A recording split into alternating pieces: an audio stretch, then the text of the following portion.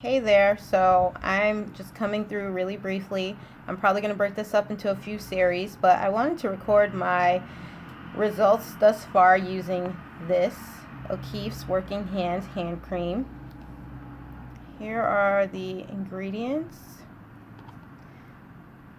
It's not all natural, but I've tried a few things now that are natural, like oils, even just things like shea butter, and it's not working for me. So, natural's not always going to do it.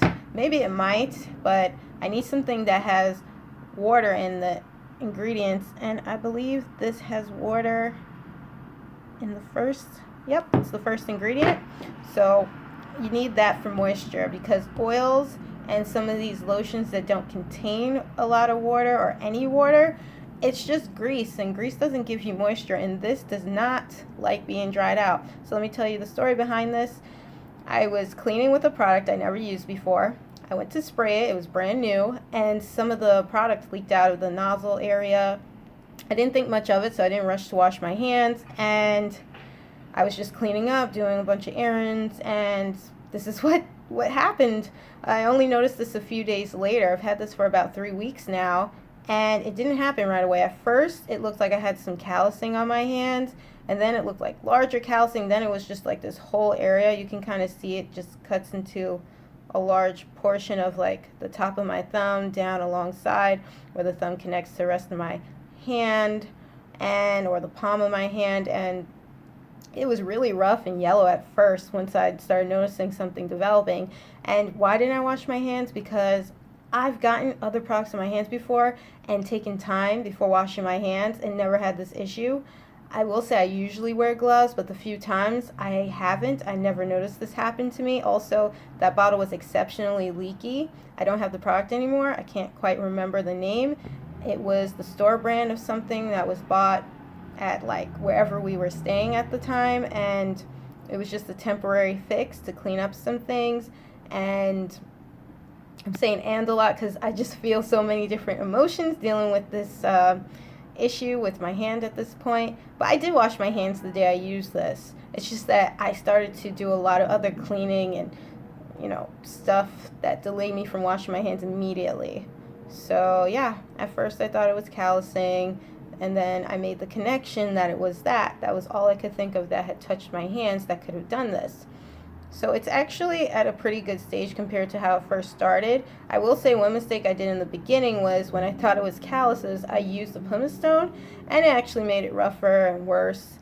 So it was really tight the other day, and it was starting to crack really deeply. I don't know if you can see, I have some kind of deep cracks in this joint area on my thumb, and I got so desperate. I was like, I have to find something, because natural oils, all those things, they're not working, and I really can't deal with this because it's hurting and it feels tight, and I feel like I'm losing a little motion in my hands because of that. So I did a little research, searching for things for your feet originally, because I realized this kind of cracking often happens on people's feet.